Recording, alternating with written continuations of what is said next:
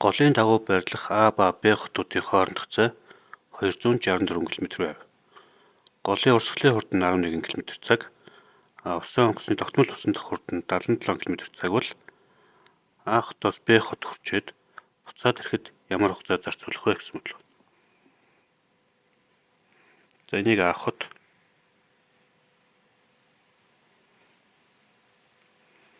нэг Б хот гэх. Энэ хоёрын хоорондох зай бол 264 км.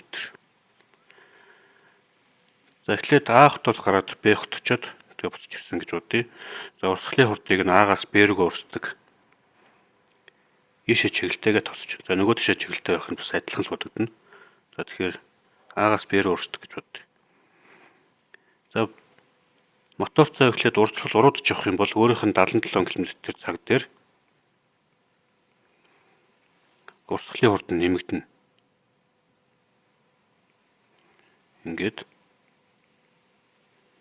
өөрөлдөх нь 1 цагийн дотор 88 км цаг хурдтайгаар явна гэсэн үг. За тэгвэл А хотоос Б хот хүртэлх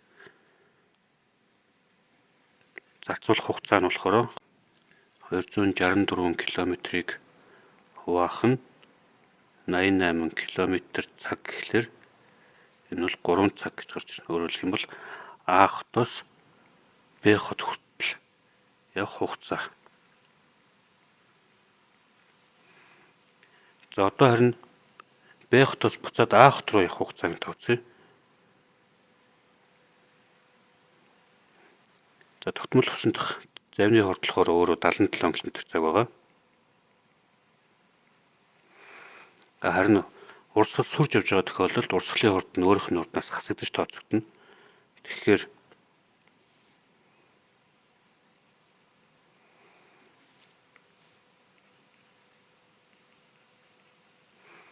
77 км/цагаас 11 км/цагаар хасахаар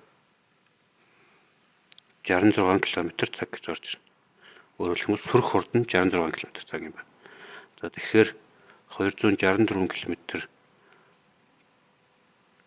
зайтай ойрхотыг 66 км/цагийн хурдтайгаар туулахын тулд 264-66 туугаад